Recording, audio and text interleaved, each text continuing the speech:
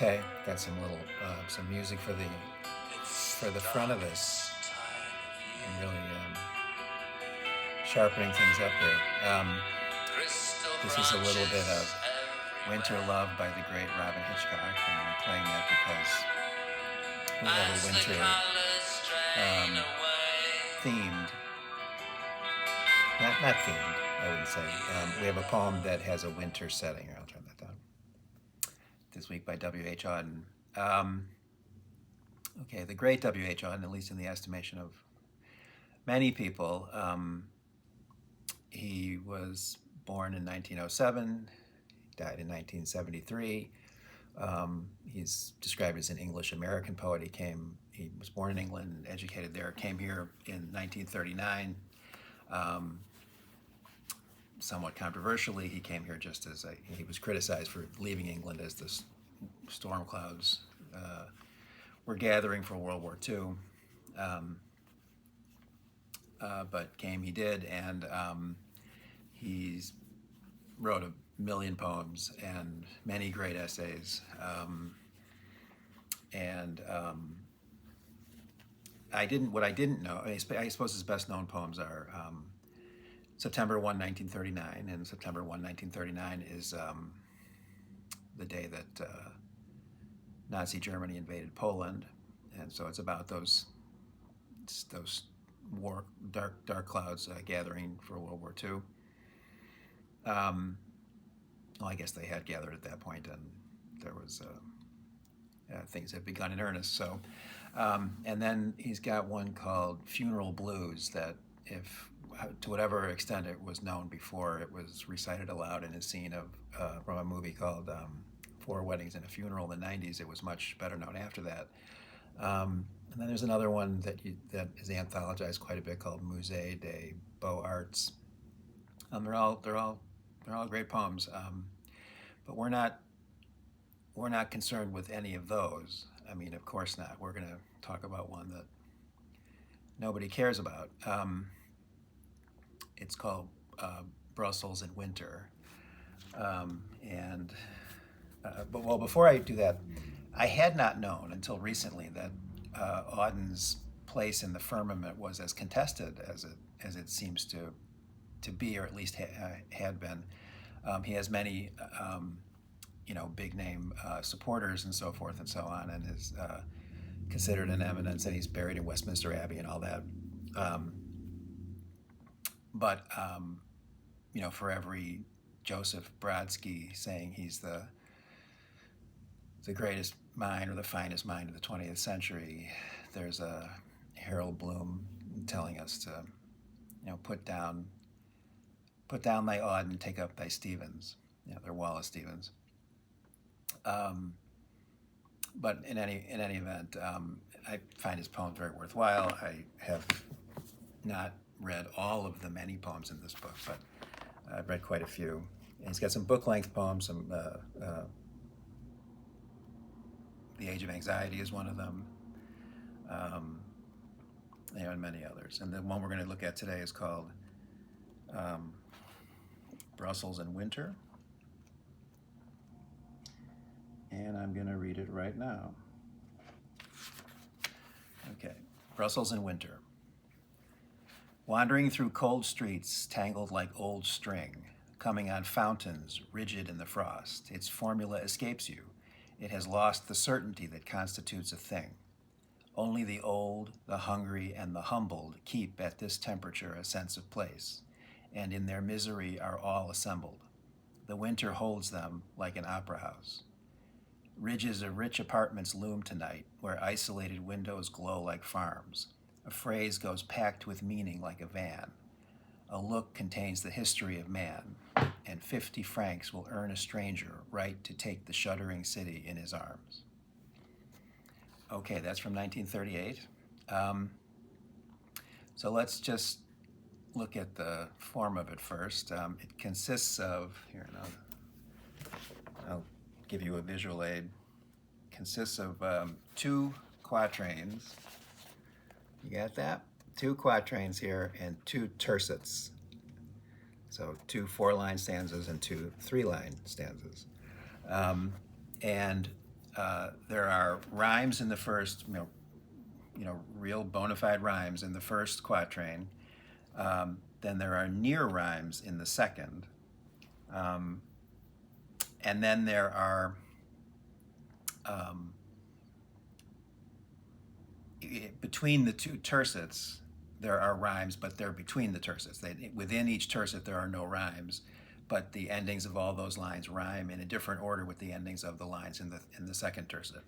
So in the uh, first quatrain, you have an A-B-B-A rhyme scheme. So string, frost, lost, thing are the last words.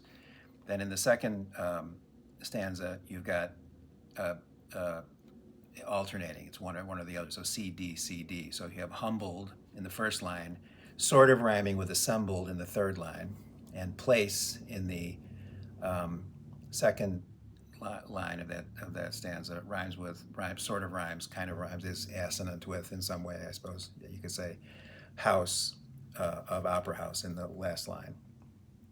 And then the first line of the first tercet ends with tonight, and that rhymes with the second line of the second tercet. And then the farms of the second line rhymes with arms of the third line of the second tercet, and van, which is the third line of the first tercet, rhymes with the first line man in the first line of the second tercet. So those are close proximity, but you have a different order. So the regular rhyme of the first stanza loosens and transforms as we proceed. It becomes more elastic and permissive, you might say. From strict rhymes to near rhymes to rhymes kind of at a distance, across the gulf, so to speak, between stanzas, and with an irregular pattern from one to the other. And it's a very nice effect. It's very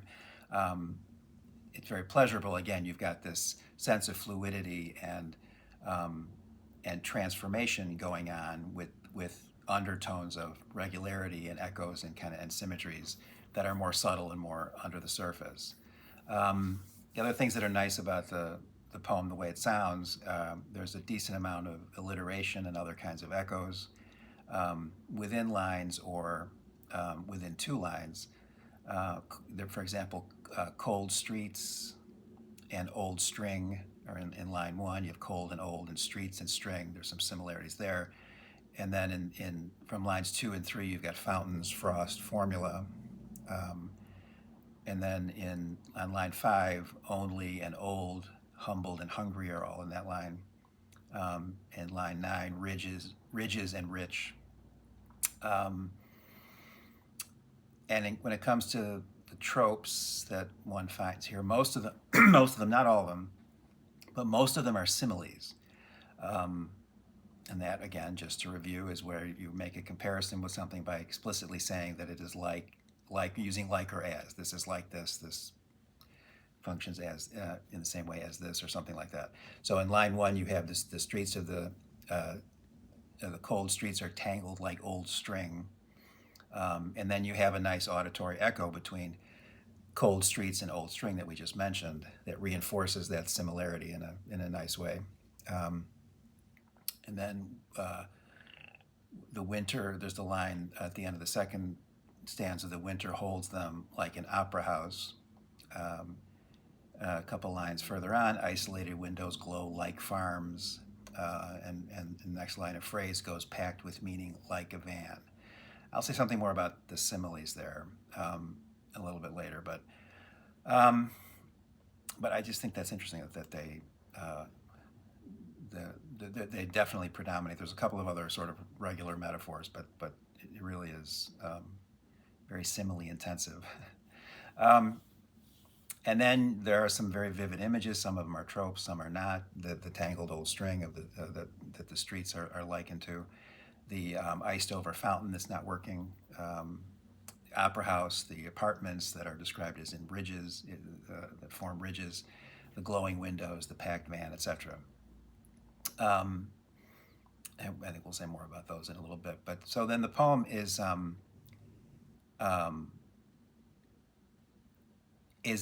meditation on an aspect of life by a perceiving mind in, I guess, kind of an unhurried moment, um, an exploration of this one crevice of human experience that circumstances have conspired to open for that mind. It's not a narrative poem with a sequence of events. We're kind of steeping in this idea, this thought, this notion that has arrested uh, this mind and this point of view, and which is teasing out its implications. So it presents you in the first place with a particular way of thinking about the visual transformation that winter can work on your perception and experience of your physical environment. Um, it's pointing to the way that winter conditions render everything less distinct, everything that you see, and less like itself, so to speak. The way that it obscures and blunts the contours of things. Uh, and and then it seems to call forth, that transformation seems to call forth certain kinds of considerations or responses, perhaps of a psychic or spiritual or even socio-political nature that it's concerned about and that are worth looking at. And it's structured around, I think, a very thought-provoking irony that bubbles up as you take the poem in. Um, and it seems to be suggesting that only those who are diminished or disadvantaged or compromised or marginalized in some way really retain their sense of place in winter, in adverse atmospheric conditions, you might say. And why is that? Well, it seems that because the person in these conditions of existence can't as easily take the physical environment for granted. It doesn't recede into the background as readily for them as it might for someone else. It can't be tuned out for them the way that others can tune it out or seek refuge from it. I mean, think of the homeless person that you see out there. That person has, of necessity, much grainier and much more consistently palpable experience of his physical surroundings than you're likely to have if you live in reasonable comfort. Um, he's just more continuously exposed to it and is on, so to speak, more intimate terms with the grit and the muck and the rough edges and the elements and the hard knocks of the physical world than you would be, insulated as you are from much of that by a more secure condition of life. Old age is perhaps similar in the sense that you might have age-related physical infirmities to deal with, or even just the condition of no longer having the standing reserve of resilience and stamina you once had, so that you have to be so much more deliberate and circumspect about moving around your physical environment. And then type of person mentioned was the one who has been, in the language of the poem, humbled. Whether or not that means an economic reversal that threatens one's security in that sense, or some, it may mean some other kind of personal downfall or setback. That person too may find himself unable to take for granted all that he had been previously, and even forms of humbling that don't threaten your physical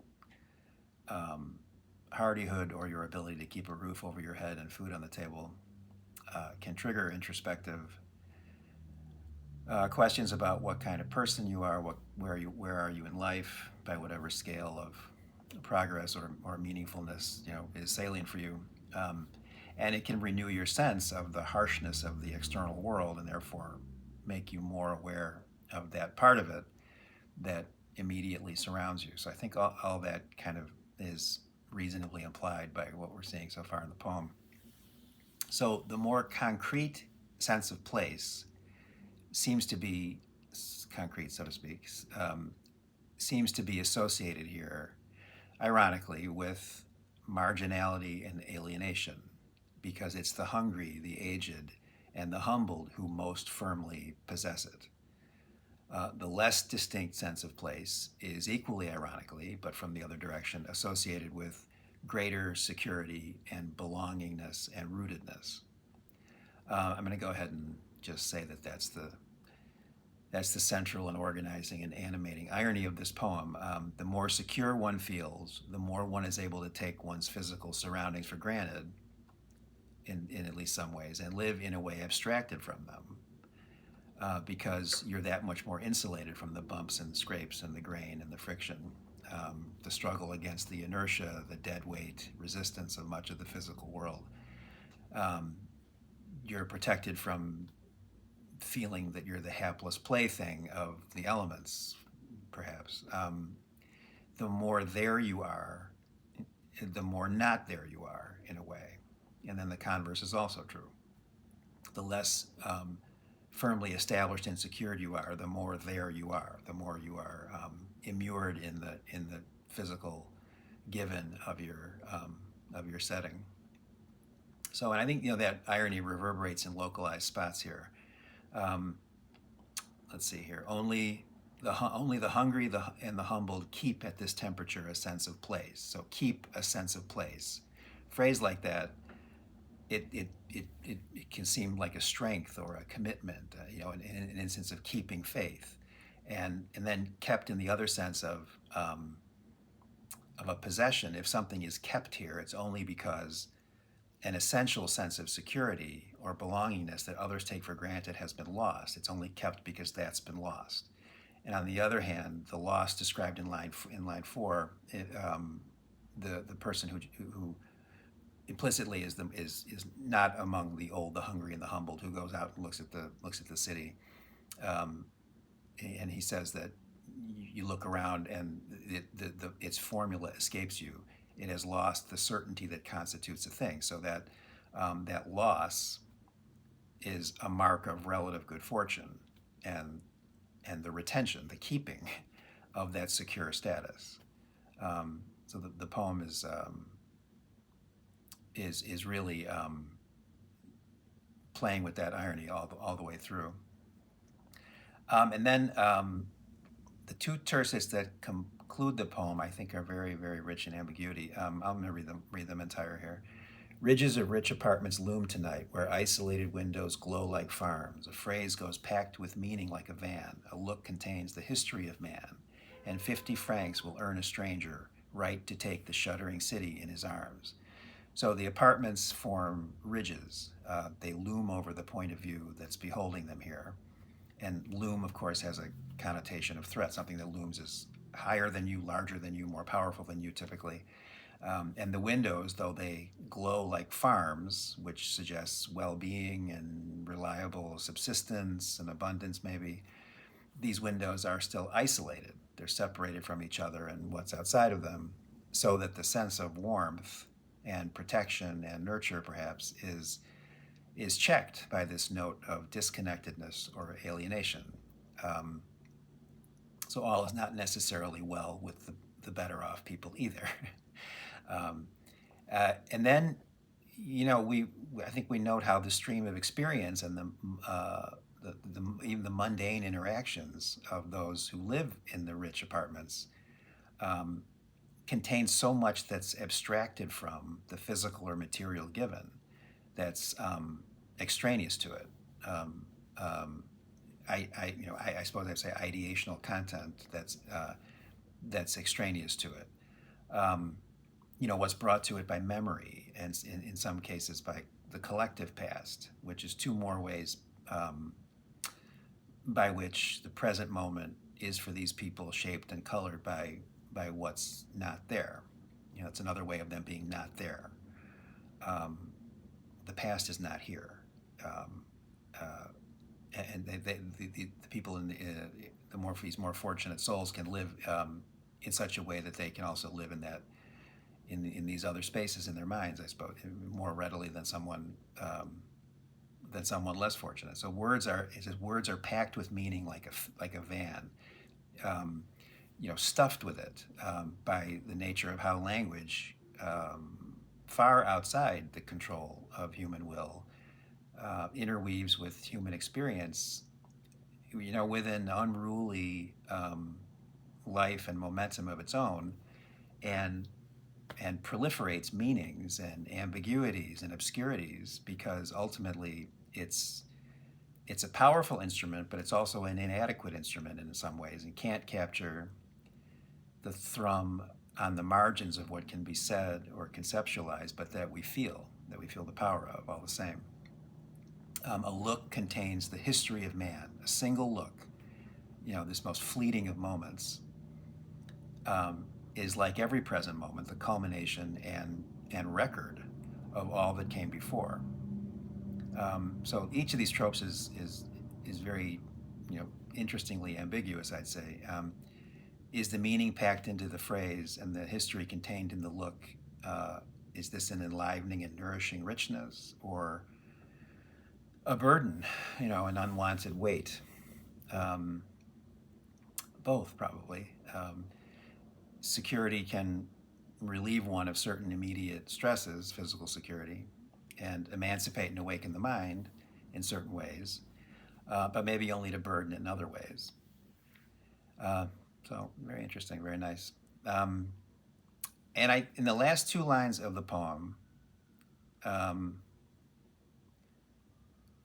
the two classes of the population that had previously been considered separately come together, and those are, of course, those who retain their sense of place even in a city whose physical features are partially obscured and defamiliarized by winter conditions, and then, on the other hand, those for whom the city in winter loses the certainty that constitutes a thing, in the language of the poem. So the less fortunate and the more fortunate, the less secure and the more secure, respectively. So I assume he's talking here about an encounter with a prostitute. Let's see the last lines again. 50 francs will earn a stranger right to take the shuddering city in his arms. Yeah, I think he's talking about an encounter with a prostitute, or a sex worker, as we say now. A figure that seems to be, in which the poem may be condensing and concentrating all of these marginalized human types that we've seen so far, and representing that part of the city's population that shudders most in winter. And that last line may seem at first to describe a protective embrace, taking in his arms. But I don't think that impression lasts very long, because it's an encounter that's mediated by money. It's transactional. It's not a truly human connection. It's arguably predatory. It's exploitive. An exploitive encounter structured by a power imbalance. Okay, so to go back to the form briefly, I wouldn't say that there's any really tight correspondence between the structure and shape of the poem, its formal contours, and its matter, its substance. The loosening and the complicating of the rhyme pattern is a nice auditory parallel of the gathering complexity and the development of ambiguity of the substance of the poem. But I wouldn't want to press too hard on that, actually. You might say the form, this continuity with a kind of elastic, with a regularity, but a kind of an elastic one. There's a kind of a constellation of symmetries here that undergo change in various ways. You might say the form on general principles, and in a way that's appropriate to the matter of the poem, but not necessarily in any way that's unique to it. You might say the form honors and juxtaposes both the strength and the indispensability of our pattern-seeking nature, but also its limits. Acknowledging our need to seek patterns, and the need equally to be open to what lies outside of our ability to impose structure on experience. As I say, apt to the matter of the poem, but not peculiar to it, not necessarily a bespoke suit, so to speak. Embodying more of a general outlook that reflects the modernist sensibility of the interwar period and after. Again, this appeared in 1938. And then back to the similes that I mentioned earlier. I might note that the predominance of the similes among the poem's tropes. It could be another way of calling attention to the order and pattern, order making and pattern seeking tendency of our minds.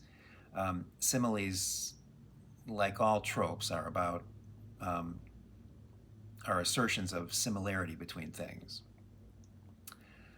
finding symmetries and recurrences that can be suggestive of regularity or order in the world outside of us. Um, and similes, what makes similes what they are is that they make these comparisons explicitly. They make them as explicitly as possible. They say this is like that.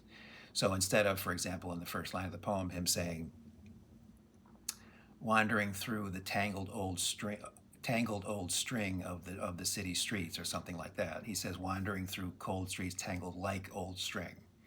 Um, the comparison can't that a comparison is being made, that a similarity is being asserted, can't be ignored for a second. I mean, you kind of could if it's a regular metaphor, when the thing is just being called the other thing. A metaphor is a trope that's meant to be understood as doing that, but nonetheless, you aren't saying like, and calling something else has other things about it that's kind of cool and interesting. It has a kind of there's a sort of fantastic quality to it, but there's no escaping the literalism of a simile. This is like that, and that's all over this poem, and that's what we do with ourselves all the time. This is like that, and even when we're wrong, we say that because we need order and we need patterns. Okay, so I think ultimately the value, one, or at least one angle, or one way of looking at the value of this poem, is to see it as consisting, that value as consisting in its ability to shake you out of a habitual pattern of feeling or of seeing, um, out of complacencies that, among other things, can hold you aloof from your fellow human beings in some ways. In this case, those other human beings being those who are facing trials or insecurities that you don't, those who encounter more opposition, to put it one way, or resistance from the physical environment, even if that's more notional than actual, and for whom that condition is surely just one symptom of a larger compound of burdens and hardships that you may not share with them. It's in that way that art can pull you out of yourself and give you an intimation of another's experience and a vantage point on your own situation and assumptions. And, they're two sides of the same coin, I would say. And then spark both introspection and empathy where it hadn't existed before, or perhaps had been lying dormant. That's a way of looking at its moral value, apart from the pleasures of its form and other kinds of aesthetic pleasures, its language and so forth. Its moral substance, its moral value. Morality is about the treatment of other people. It's about our compassion and solicitude for them. It's about our lived and acted upon, or not, sense of common humanity that connects us all. And it's very often the case that an experience of art will subject your moral imagination to a strain that enables you, even as you sit in your house reading a poem all by yourself, to feel more connected to the human family. And I think Brussels in Winter is a nice instance of that. So I will leave it there, and I will read the poem again.